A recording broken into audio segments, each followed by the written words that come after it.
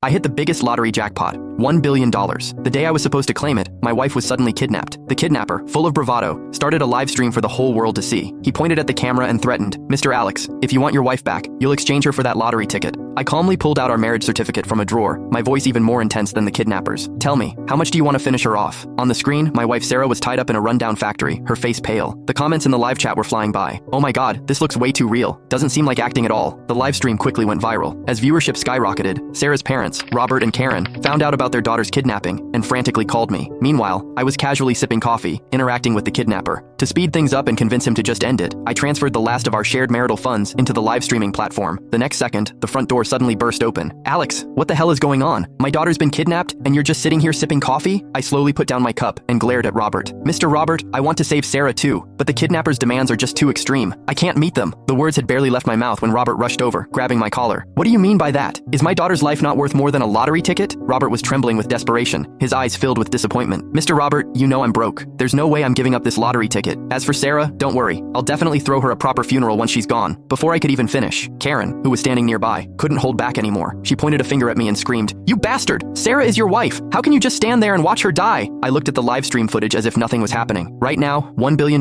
is definitely more important to me than your daughter's life. Just then, in the live stream, Sarah yelled my name at the screen. "Alex, I'm pregnant. If you don't want 2 lives lost, hand over that lottery ticket now." At her words, the comments exploded again. "What? They're kidnapping a pregnant woman? That's absolutely sick. Ugh, this poor woman. It's been so long, and her husband still hasn't done anything." Exactly. Money can be earned back, but if you lose your life, you really lose everything. As the live stream comments kept flooding in, the kidnapper grew visibly excited. He held up his phone with one hand, while the other grabbed Sarah's hair and forced her to the ground. A heart-wrenching scream for help immediately echoed through the video. "Honey, save me!" Sarah struggled to lift her head, her gaze fixed on the screen, tears still glistening in her eyes. The live stream audience was horrified by the scene, frantically pulling out their phones to call the police. Karen, seeing her daughter's miserable state on screen, stumbled and nearly fainted beside me. "Alex, did you hear that? My daughter is pregnant!" I quirked an eyebrow. "So what if it's a kid? Once I claim my prize, countless women across the country will be lining up to have my babies." After a few more screams, the kidnapper's eyes were blazing red as he stared at the screen. "Mr. Alex, I'm giving you 1 hour to decide. Money or your wife and child." Mid-sentence, he suddenly grinned. "Oh,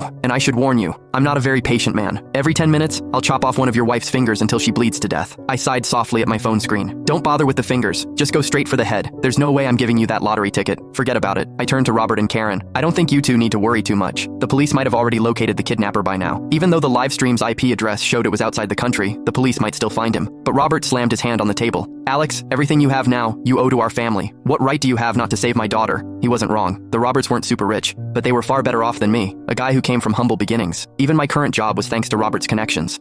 Click the link in my bio to get the full story for free.